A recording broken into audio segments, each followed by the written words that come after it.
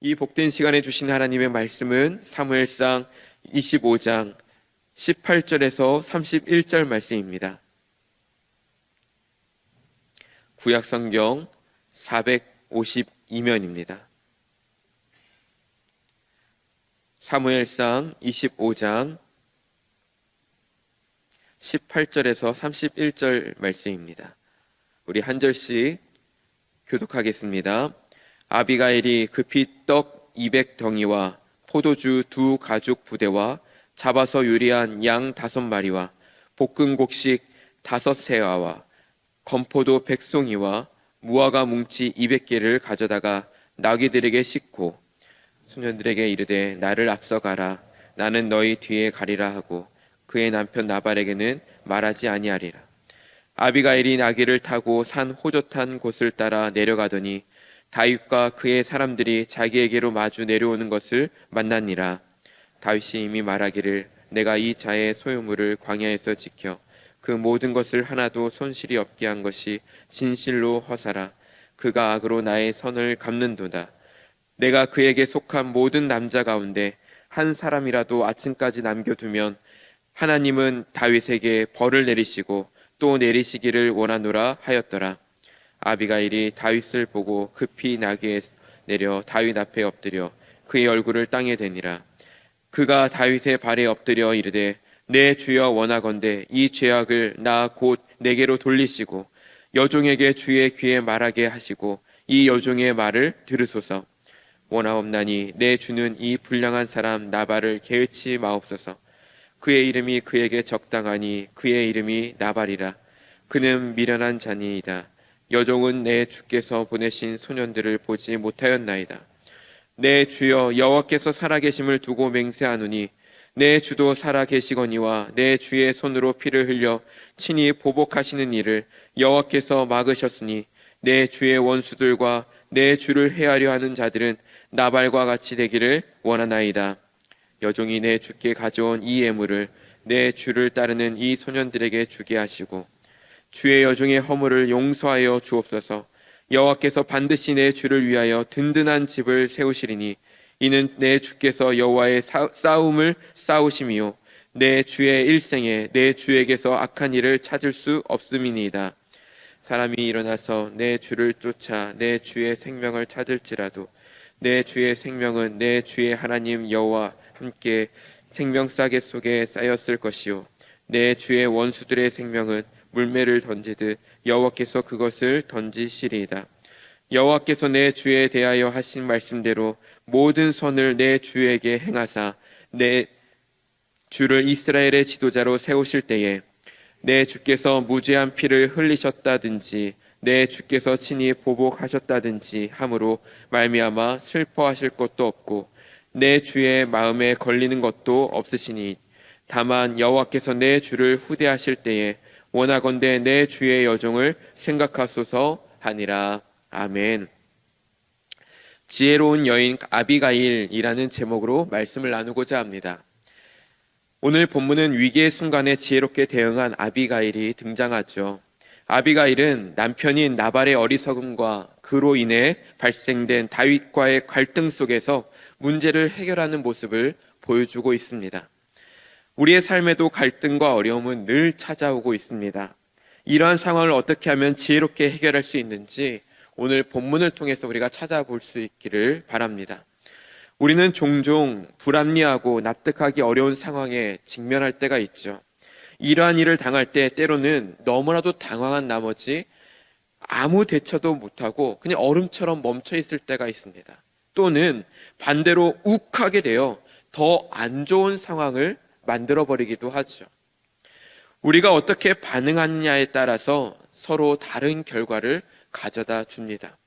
아비가일의 남편 나발은 고집과 어리석음으로 인해서 다윗과 그의 군대의 요청을 거절함으로 큰 위기를 가져오게 만듭니다. 사무엘상 25장 21절 말씀을 보면 다윗이 이미 말하기를 내가 이 자의 소유물을 광야에서 지켜 그 모든 것을 하나도 손실이 없게 한 것이 진실로 허사라. 그가 악으로 나의 선을 갚는도다 라고 말씀하고 있습니다. 다윗을 통해 나발의 재산이 보호를 받았음에도 불구하고 나발은 오히려 악으로 선을 갚으려고 한 것입니다. 다윗은 분노하며 다윗과 무리들이 칼을 차고 복수하려고 한 것이죠. 아비가일은 다윗이 복수할 의도를 가지고 있다는 소식을 접하게 됩니다. 나발 한 사람의 잘못된 판단과 어리석음으로 모든 가족들이 죽을 수도 있는 상황에 처하게 된 것이죠.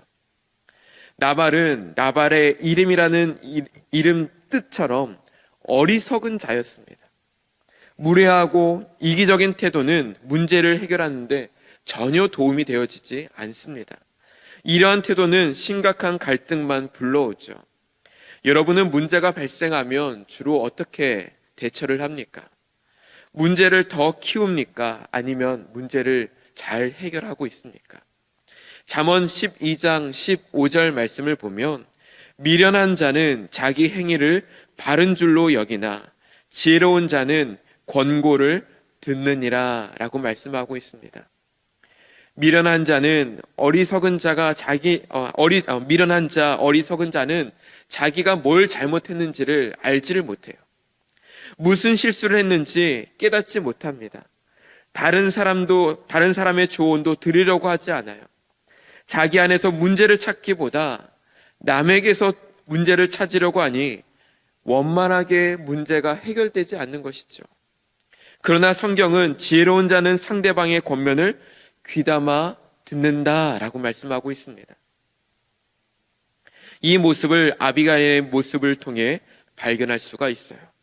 아비가일은 나발의 어리석음으로 인해 다윗이 분노하고 있음을 들었습니다. 이것을 듣자마자 아비가일은 행동으로 옮기게 되죠. 아비가일은 다윗과 그의 군대를 맞이하기 위해서 급히 음식을 준비합니다. 다윗이 필요했던 그 음식들을 준비를 해요. 다윗을 만나서는 자신을 낮추어 다윗에게 사과하며 엎드립니다. 23절과 24절입니다. 아비가일이 다윗을 보고 급히 나귀에서 내려 다윗 앞에 엎드려 그의 얼굴을 땅에 대니라. 그가 다윗의 발에 엎드려 이르되 내 주여 원하건대 이 죄악을 나 곧 내게로 돌리시고 여종에게 주의 귀에 말하게 하시고 이 여종의 말을 들으소서. 자신을 최대한 엎드리고 또한 겸손하게 또한 신중하게 행동함으로 다윗의 마음을 열고 그 귀를 열게끔 만들죠. 사람들은 목소리 큰 사람이 이긴다고 생각하는지 본인이 잘못을 했음에도 불구하고 얼마나 고래고래 소리를 지는지 모릅니다. 직장에서도 어려운 상황에 처하게 되면 감정적으로 반응하고 더 큰 문제를 만들기도 합니다. 이 문제는 직장뿐만 아니라 가정에서도 또한 친구들과의 관계에서도 동일하게 나타날 때가 있죠. 하지만 지혜로운 사람은 먼저 상황을 분석하고 신중하게 방법을 찾으려고 한다는 것입니다.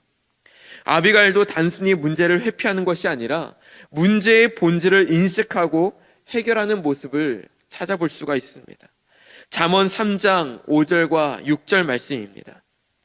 너는 마음을 다하여 여호와를 신뢰하고 내 명체를 의지하지 말라. 너는 범사의 그를 인정하라. 그리하면 내 길을 지도하시리라. 때로는 내 답이, 내 생각이, 내 경험이 다 맞다고 생각할 때가 있어서 문제를 내 안에서 찾기보다는 다른 사람에게 찾을 때가 많다고 했습니다. 그러다 보니까 문제가 더 커지죠. 지혜를 찾을 수가 없습니다. 그래서 우리가 문제 해결에 대한 지혜가 부족하다면 이 말씀처럼 우리는 더욱 하나님을 의지하고 하나님께 지혜를 찾고 하나님의 인도하심을 구해야 될 줄 믿습니다. 야고보서 1장 5절 말씀에도 너희 중에 누구든지 지혜가 부족하거든 모든 사람에게 후히 주시고 꾸짖지 아니하신 하나님께 구하라. 그리하면 주시리라 라고 말씀하고 있어요. 우리는 늘 한계에 부족한 사람들입니다. 지혜가 부족할 수 있는 것은 당연한 일이다. 그렇기 때문에 우리는 늘 하나님께 지혜를 간구해야 돼요. 지혜를 구하는 자에게 하나님께서는 구하라고 말씀하십니다. 우리가 하나님께 구하면 하나님은 지혜를 주시고 인도하여 주시고 도와주시겠다고 하나님은 약속하고 있어요.